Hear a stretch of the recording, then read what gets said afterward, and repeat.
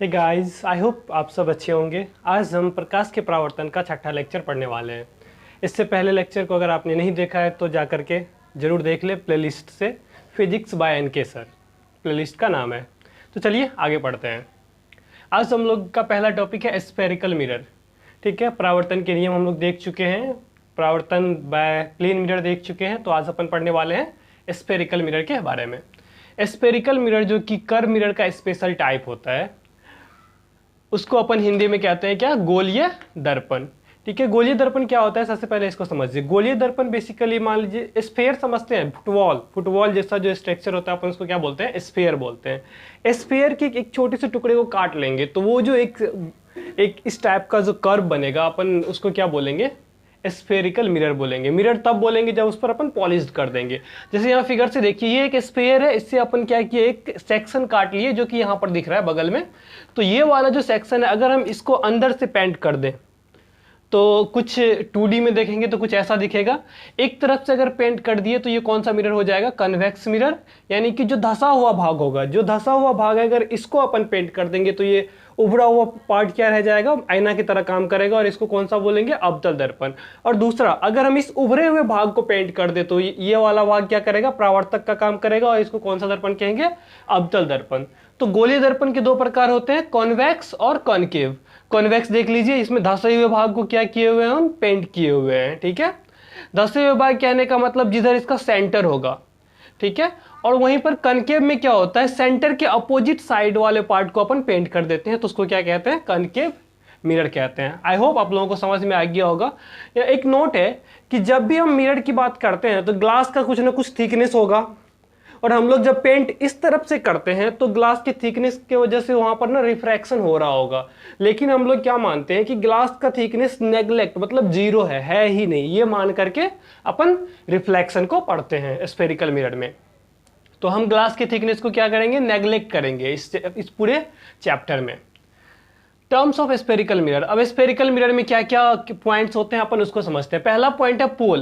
पोल किसको कहते हैं, किसी भी स्फेरिकल मिरर, मान लीजिए मेरा हाथ एक स्फेरिकल मिरर है, तो इसका जो एकदम बीच वाला पॉइंट होगा ना, एकदम बीच में, उसको क्या बोलेंगे अपन, स्फेरिकल मिरर का पोल बोलेंगे, यानी कि हिंदी में ध्रुव बोलेंगे। फिगर से देख लीजिए, ये वाला अगर स्फेरिकल मिरर है तो ये बीच वाला पॉइंट क्या कहलाएगा, इसका ध्रुव कहलाएगा। ठीक है, नेक्स्ट पॉइंट है वक्रता केंद्र। वक्रता केंद्र किसको बोलते हैं, ये किस, जैसे कि मान लीजिए ये जो स्फेरिकल मिरर होता है वो किसी ना किसी स्फेयर का पार्ट होता है, तो इस स्फेयर का सेंटर कहीं ना कहीं होगा इधर बीच में। तो ये जो सेंटर होगा ना, वही इस स्फेयर यानी कि इसका भी, इस मिरर का भी क्या होगा, सेंटर होगा। कहने का मतलब जो जिस स्फेयर का मिरर पार्ट होता है उसका सेंटर ही मिरर का भी क्या कहलाता है, वक्रता केंद्र कहलाता है, सेंटर ऑफ कर्वेचर कहलाता है। दूसरा पॉइंट, सेंटर ऑफ कर्वेचर और प्रिंसिपल एक्सिस को जो लाइन मिलाता है अपन उसको क्या बोलते हैं, प्रिंसिपल एक्सिस बोलते हैं। लाइन जो कि सेंटर ऑफ कर्वेचर यानी कि वक्रता केंद्र और पोल को जोड़ता हो, उसको अपन क्या बोलेंगे, प्रधान अक्ष बोलेंगे। ठीक है, यहां पर लिखा हुआ है प्रिंसिपल एक्सिस परपेंडिकुलर होता है, कहां पर, पी पॉइंट पर, जो कि मिरर पर होता है। यानी कि ये जो प्रिंसिपल एक्सिस है ना, ये पोल पर क्या होता है, लंबवत होता है, परपेंडिकुलर होता है। यहां पर अगर अपन टेंजेंट खींच दे तो यहां पर कितने डिग्री का कोण बना रहा होगा, इस पी पॉइंट पर कौन, प्रिंसिपल एक्सिस 90 डिग्री का कोण बना रहा होगा। ठीक है, चलिए अगला पॉइंट पढ़ते हैं। अगला पॉइंट है फोकस। फोकस क्या होता है, फोकस बेसिकली वह बिंदु है जहां पर प्रिंसिपल एक्सिस यानी कि प्रधान अक्ष जो होता है, दर्पण का प्रधान अक्ष, यहां पर देख लीजिए, इस प्रधान अक्ष के समांतर जो किरणें आएंगी, जितनी सारी किरणें प्रधान अक्ष के समांतर आई, ठीक है, सारा समांतर आकर के परावर्तन के बाद जिस बिंदु पर मिलेगा या फिर मिलता हुआ प्रतीत होगा, वो क्या कहलाएगा, मिरर का फोकस कहलाएगा। तो देखिए एक बार फिगर से देख लीजिए, ये देखिए अवतल दर्पण है यानी कि कॉनकेव मिरर। इसमें क्या हो रहा है, जो भी किरण आ रहा है, प्रधान अक्ष ये वाला है, सीपी प्रधान अक्ष है, और ये जो किरणें आ रही है वो क्या हो रहा है, एक बिंदु पर मिल रहा है, तो ये क्या कहलाएगा, इसका फोकस कहलाएगा। वहीं पर उत्तल दर्पण में क्या होता है, जो किरणें आती है वो ना यहां से, आप अगर देखिएगा बाहर से तो आपको यहां से आता हुआ दिखेगा, जबकि ये इधर से आकर के रिफ्लेक्ट होकर के वापस चली जाती है। तो जिस बिंदु से आपको आता हुआ प्रतीत होगा ना, वो बिंदु क्या कहलाएगा, फोकस कहलाएगा उत्तल दर्पण के लिए। तो यहां पर आभासी रूप से आपको दिखेगा कि यहां से आ रहा है, लेकिन एक्चुअल में यहां से ही लौट जा रहा होगा। ठीक है, तो आई थिंक फोकस समझ में आ गया होगा आप लोगों को। अब समझते हैं एपरेचर। एपरेचर क्या होता है? एपरेचर बेसिकली किसी, जैसे कि मान लीजिए मेरा हाथ ये दर्पण है, तो ये वाला पार्ट देखिए यहां से यहां तक, अपन इसको डायमीटर भी बोल सकते हैं कि दर्पण का डायमीटर क्या कहलाता है? एपरेचर कहलाता है। तो ये जो यहां से यहां के बीच का जो दूरी होता है उसी को अपन क्या बोलते हैं? एपरेचर बोलते हैं। एपरेचर। अब एक और पॉइंट है फोकल लेंथ।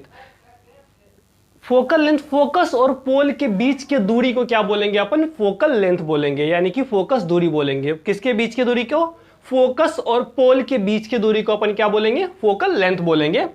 नेक्स्ट पॉइंट है ये relation between F and R. जो ये एफ और आर क्या होता है, पहले रेडियस समझिए। रेडियस क्या होता है बेसिकली? अब इसका सेंटर जो होगा, सेंटर से इसके सरकमफेरेंस के बीच की दूरी क्या कहलाएगा? रेडियस कहलाएगा। बिल्कुल सही। तो सेंटर तो इसका भी है, इस मिरर का भी है, यहाँ पर सी, तो सी से पी के बीच का दूरी आर कहलाएगा। और ये एफ जो होता है ना, लगभग इस दोनों के बीच में होता है। तो इसीलिए क्या कह सकते हैं, ये दूरी और ये दूरी बराबर है, तो हम बोल सकते हैं कि F equal to R by two. ऐसे इसका हम अपन प्रूफ भी देखेंगे आगे चल करके। आज के लिए इतना ही। Thank you so much. पढ़ते रहिए और देखते रहिए enigma study centre. Thank you.